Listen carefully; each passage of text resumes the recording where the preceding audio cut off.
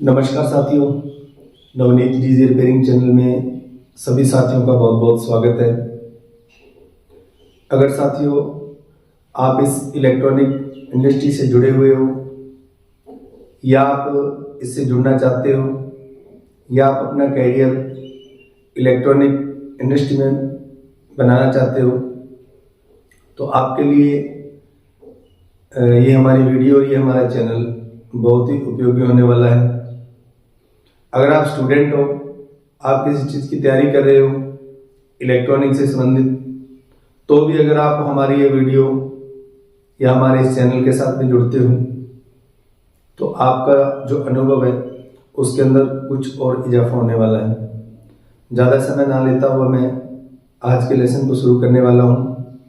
हाँ, ये लेसन आपको स्टेप बाय स्टेप आगे आगे इस चैनल पे मिलते रहेंगे, जिसके लिए आप हमारा चैनल सब्सक्राइब कर सकते हो। आज का जो हमारा लेसन है वो है इलेक्ट्रिसिटी पे, क्योंकि अगर हम इलेक्ट्रॉनिक इंडस्ट्री में आना चाहते हैं तो उससे पहले हमें इलेक्ट्रिकल के बारे में अच्छे से नॉलेज होना जरूरी है। इसको हमें समझना पड़ता है। तो चर्चा करेंगे हम सबसे पहले इलेक्ट्रिसिटी के बारे में। तो आज का जो लेसन है मैं इसके ऊपर लिख देता हूँ हमारा कौन सा, इलेक्ट्रिसिटी के बारे में।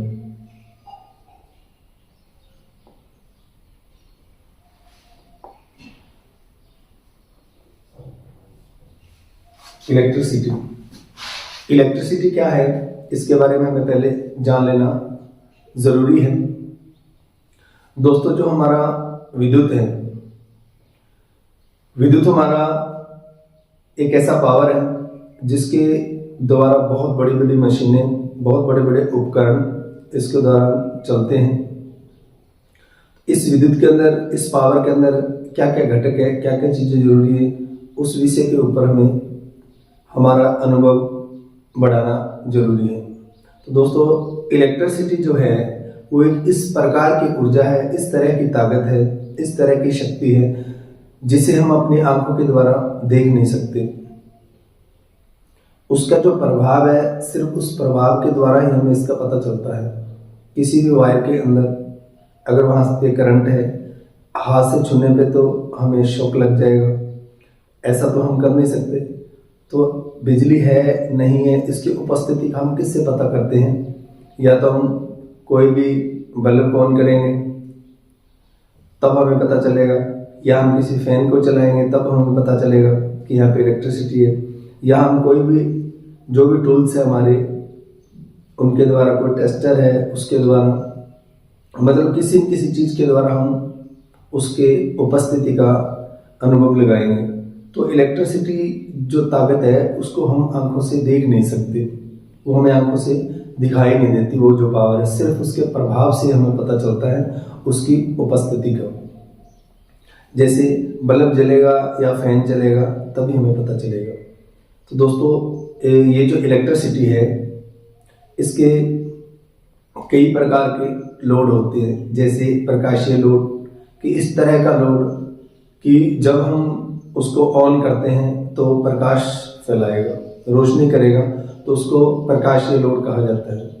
उसके बाद में घूर्णन लोड हो जाता है, जो कि घूमने वाला, जैसे मोटर, फैन, पंखे वगैरह हम देखते हैं, जब भी हम उसको सप्लाई देते हैं तो वह घूमता है। तो वो मोटर घूमती है, घूमने के साथ साथ में वो क्या करती है, उस ऊर्जा की खपत करती है, उस इलेक्ट्रिसिटी की, उस विद्युत धारा की वो वहाँ खपत करती है। तो एक लोड हो गया, एक उसका खपत करने का जो है सोर्स हो गया उसका। उसके बाद में उष्मीय लोड आ जाता है, कि जब भी आप किसी चीज़ को सप्लाई दोगे तो वो गर्म होगी। देखते हैं हम, आयरन हो गया हमारा, प्रेस हो गया, हीटर हो गया, तो वो जिस तरह से गर्म होंगे तो उसी अनुसार हमारा जो विद्युत है उसका खपत करेंगे। गतिज लोड, बहुत सारी ऐसी चीज़ें हैं जब हम उसको सप्लाई देते हैं तो वो दौड़ती है, गति करती है, जैसे ट्रेन वगैरह याद करना है ना। तो हर एक चीज़ जो है इन चीज़ों के दौरान जुड़ी हुई इस तरीके की लोड है। चुंबकीय लोड देखा आपने स्पीकर्स वगैरह में, मैग्नेट और इंडक्टर के साथ में मिला के जब उसको सप्लाई दी जाती है, मूवमेंट करता है वो, तो उसके दौरान भी विद्युत की खपत होती है। तो ये इसके बहुत तरह के लोड होते हैं, अलग अलग प्रकार के इनके लोड होते हैं। इसके बाद में हमें जान लेना ये जरूरी होता है कि इलेक्ट्रिसिटी में हमारा जो विद्युत है वो किन किन चीज़ों के अंदर से पास हो जाता है, कौन कौन से ऐसे पदार्थ हैं जिनमें से इलेक्ट्रिसिटी हमारा विद्युत करंट पास हो जाता है, और कौन कौन से ऐसे हैं जिनमें से पास नहीं हो पाता। तो उन पदार्थों को 3 भागों में बांटा जाता है, तो उसके बारे में हम चर्चा कर लेते हैं कि वो कौन कौन से हैं। नंबर 1 आ जाता है चालक, नंबर 2 कुचालक, नंबर 3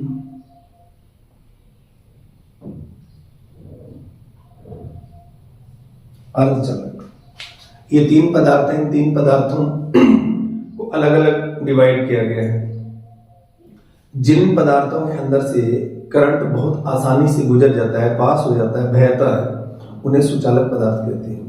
सुचालक पदार्थ के अंदर सोना, चांदी, तांबा, एल्युमिनियम ये चीजें आती है। वैसे लोहे के अंदर से भी करंट पास हो जाता है। तो ये जो चीजें हैं, कॉपर, एल्युमिनियम, ये वायरों के अंदर अधिक इस्तेमाल किए जाते हैं, उपयोग किए जाते हैं। क्योंकि सोना चांदी बहुत कॉस्टली है, इनको तो वायर के अंदर उपयोग नहीं किया जाएगा। तो ये जो जिनमें से आसानी से करंट पास हो जाता है वो हमारे सुचालक पदार्थ होते हैं। इसके बाद में हमारे आया था कुचालक। कुचालक वह पदार्थ हैं जिनमें से करंट पास नहीं हो पाता। इनका उपयोग वहां पे किया जाता है जहाँ पे करंट को रोकना हो, तो वो हमारे कुचालक पदार्थ होते हैं। उनमें से बिल्कुल भी करंट पास नहीं हो पाता। इनके लिए जैसे प्लास्टिक, लकड़ी, रबड़, ये चीजें, ये हमारे जो वायर वगैरह है इसके इंसुलेशन के लिए उपयोग किया जाता है। तीसरा जो आता है हमारा अर्धचालक पदार्थ।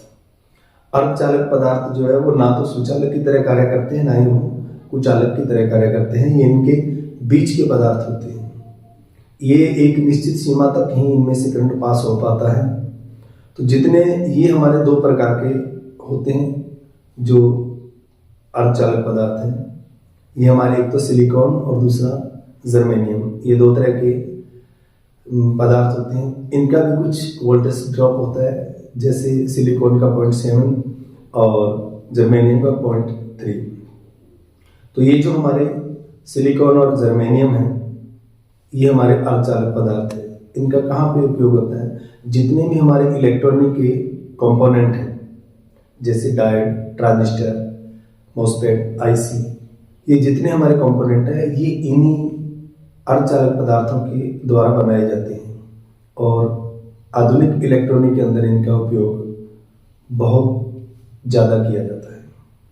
इसके बाद में दोस्तों हम लेते हैं कि जो हमारा विद्युत धारा है, हमारा जो करंट है, उसके प्रकार कि ये कितने प्रकार के होते हैं। विद्युत धारा 2 प्रकार की होती है। दोनों प्रकार का हम यहाँ देखते हैं कौन कौन सी। Number 1 AC, number 2 DC. AC क्या है? एसी अल्टरनेटिंग करंट है। एसी अल्टरनेटिंग करंट है। अल्टरनेटिंग का मतलब कि इसका समय के साथ इसकी दिशा और मान हमेशा लगातार बदलता रहता है, इसलिए इसको अल्टरनेटिंग करंट कहा जाता है। जब ये समय के साथ अपनी दिशा चेंज करता है तो उस दिशा के द्वारा जो आकृति बनती है उसको वेवफॉर्म बोलते हैं। वो किस तरीके से? एसी का जो हमारा वेवफॉर्म रहता है वो इस तरीके से। एसी करंट जो हमारा एक बार शून्य से लेके अपनी अधिकतम सीमा तक बढ़ता है, यानी 90 डिग्री तक बढ़ता है। अधिकतम सीमा के बाद में वापस वो शून्य तक कम हो जाता है। फिर वो विपरीत दिशा के अंदर शून्य से लेके अधिकतम सीमा तक बढ़ेगा, फिर वो वापस शून्य तक घट जाएगा। इसी तरह से ये लगातार प्रक्रिया चलती रहती है। और जो भी इससे आकृति वेवफॉर्म जो बनती है उसको हम एक साइकिल कहते हैं, क्योंकि करंट एक बार पॉजिटिव और एक बार नेगेटिव की तरफ जाके अपना एक चक्कर पूरा करता है। उस चक्कर को जो भी हमारा वो चक्कर रहेगा, जैसे एक चक्कर है, गोला है, इसका जो टोटल डिग्री है वो कितनी है? 360 डिग्री। और अगर हम इसको 2 भागों में बांट देते हैं तो 180 इधर 180 नीचे। अगर हम इसको 4 भागों में बांट देते हैं तो प्रत्येक कोना हमारा 90-90 डिग्री का हो जाता है। तो करंट जो हमारा एक बार अपने एक दिशा के अंदर 180 डिग्री मतलब 90 डिग्री तक बढ़ेगा, फिर वापस 0 तक आ जाएगा। तो जो एक दिशा के अंदर 180 डिग्री पूरा करता है उसको हाफ साइकिल कह देते हैं, और 180 डिग्री ही दूसरी दिशा में, विपरीत दिशा में जब करंट हमारा बढ़ के वापस आता है, अपना एक हाफ चक्कर पूरा करता है, तो उसको हाफ साइकिल कह देते हैं।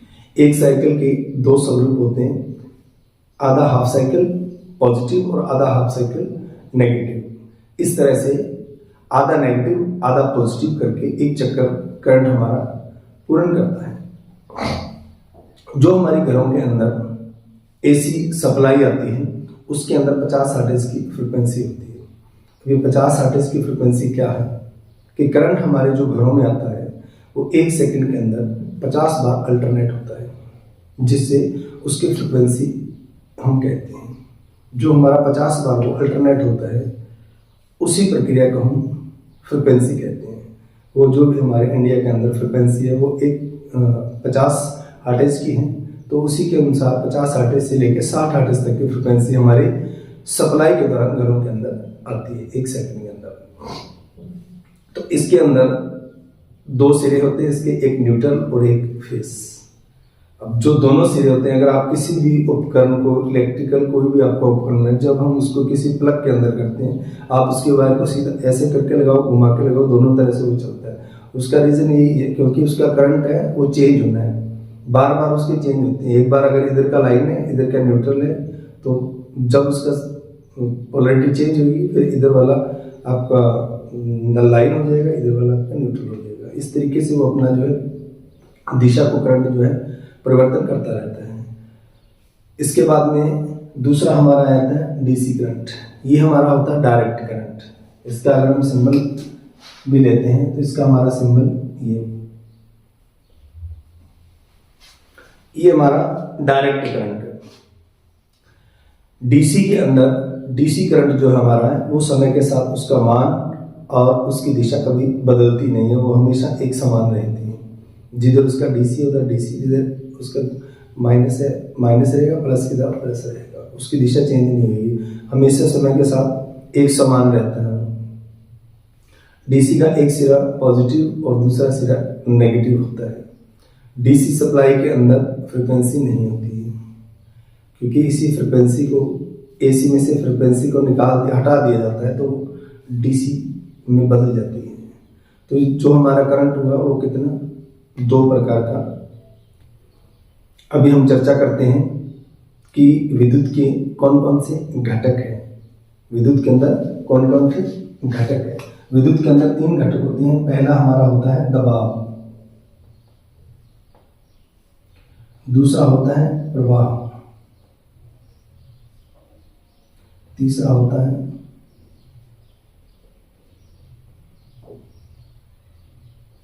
अवरोध।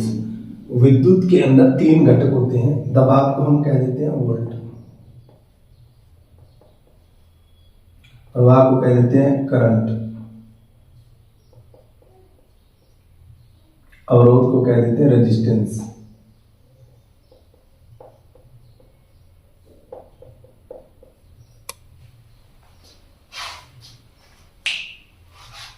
विद्युत के अंदर 3 घटक होते हैं। पहला होता है हमारा दबाव। दबाव क्या है, ये हमें तीनों चीजें पहले समझ लेनी जरूरी होती है। दबाव क्या होता है, देखो किसी भी चीज का एक दबाव, प्रेशर, धक्का देना, जब हमें इस करंट को प्रवाह करना है, गतिशील करना है, तो उस करंट को गतिशील कराने के लिए एक दबाव, धक्का या प्रेशर देना पड़ता है, उसे हम कहते हैं वोल्ट। जब हम किसी भी चालक वायर के किसी एक सिरे के ऊपर दबाव देंगे तो उसमें से जो इलेक्ट्रॉन है वो गति करने लग जाते हैं। तो उन इलेक्ट्रॉनों को गति कराने के लिए जो हम चालक तार के सिरों पर दबाव देते हैं, प्रेशर देते हैं, या उसको धक्का लगाते हैं, उसे हम क्या कहते हैं, उसी दबाव को कह देते हैं वोल्ट। वोल्ट जो होती है वो दबाव को नापने की एक इकाई है। जिस तरीके से अगर आप दूरी को नापते हो तो दूरी को नापने की इकाई क्या है?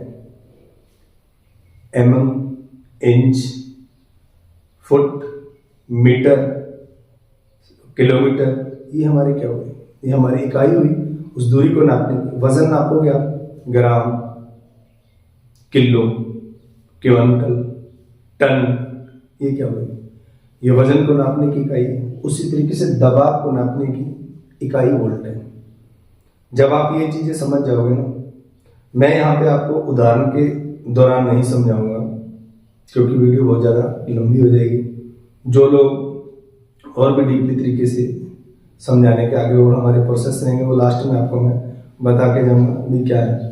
तो जो हमारा इलेक्ट्रॉन्स को गति कराने के लिए जो धक्का या दबाव दिया जाता है उसको हम क्या कहते हैं? वोल्ट। वोल्ट जो होता है दबाव को नापने की इकाई, इसको भी अक्षर से दर्शाया जाता है। और वोल्ट को नापने के लिए दोस्तों वोल्ट मीटर का उपयोग किया जाता है। और वोल्ट मीटर हमेशा लोड के पैरेलल में लगता है।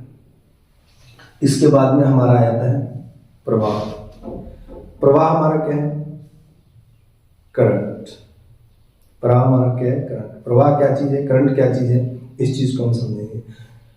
देखो, चालक तार के अंदर इलेक्ट्रॉन उपस्थित होते हैं। जब उन इलेक्ट्रॉनों को गति कराने के लिए चालक तार के एक सिरे पे दबाव दिया जाता है, उस दबाव के दौरान जो वायर के अंदर इलेक्ट्रॉन गति करते हैं उन्हीं गति को क्या कहते हैं? करंट।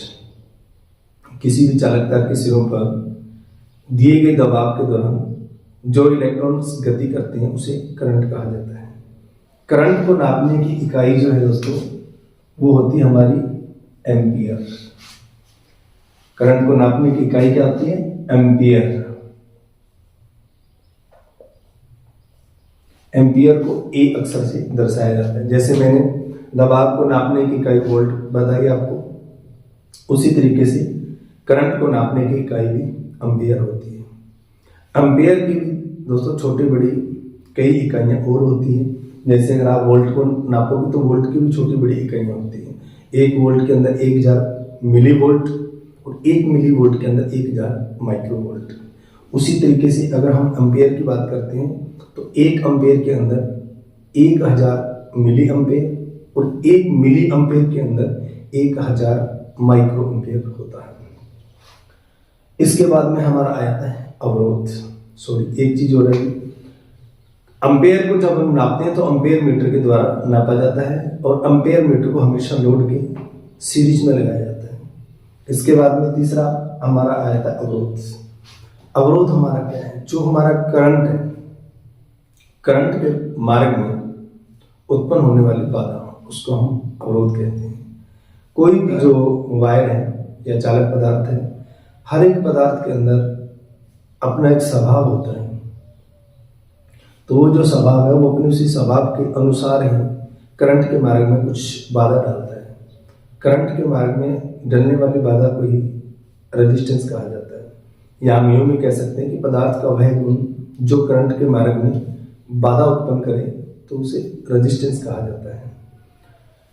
तो जो भी हमारा ये करंट बहेगा, जो उनमें से करंट को पास करने वाले जो वायर वगैरह लगाए जाते हैं तो उसका उसके गुण के अनुसार करंट को रोकने का एक उसकी क्षमता रहती है। तो इसी को हम क्या कहते हैं? रेजिस्टेंस कहते हैं। रेजिस्टेंस को आर या ओमेगा का निशान और या ई अक्षर से दर्शाया जाता है।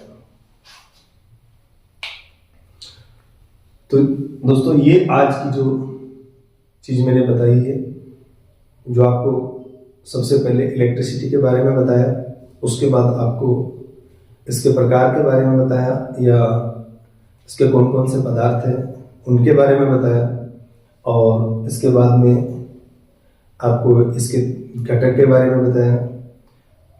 इसके बाद में अगली जो वीडियो आने वाली है वो हमारे जो विद्युत के सर्किट होते हैं उसके बारे में मैं बताऊंगा कि हमारे विद्युत धारा के कितने प्रकार के सर्किट होते हैं और कौन सा सर्किट किस तरह से होता है।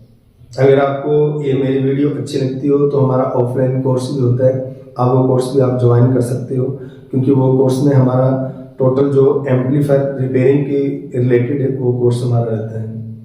तो उसके दौरान आपको बहुत सारी चीज़ें प्रैक्टिकली एंड थ्योरिकली, लेकिन जो हमारा कोर्स है वो डिफरेंट है इन सभी चीज़ों से। जो भी आप सोशल मीडिया पे देख रहे हो, जो भी आप यूट्यूब वगैरह पे देख रहे हो, इन सभी चीज़ों से हट के हमारा जो कोर्स है, हमारा कोर्स से रिलेटेड चीज़ें आज तक आपको ना तो यूट्यूब पे मिली होगी, ना ही मिलने वाली है। जो इधर से सीख के जाता है ना, उसके लिए हमारा क्या पूरा लाइफ टाइम तक सपोर्ट रहता है। हमारा ऐप भी है, अगर आप प्ले स्टोर के अंदर जाओगे, नवनीत डीजे रिपेयरिंग के नाम से हमारा ऐप भी है। वो हमारा ऐप तभी खुलता है जब हम इधर से जिसका नंबर ऐड करेंगे तभी वो उसके अंदर लॉगिन कर पाएगा, अन्यथा हर कोई उसमें लॉगिन नहीं कर सकता। तो वो एक क्या जो सीख के जाते हैं उसके लिए आगे सपोर्ट के लिए रहेगा। Thank you.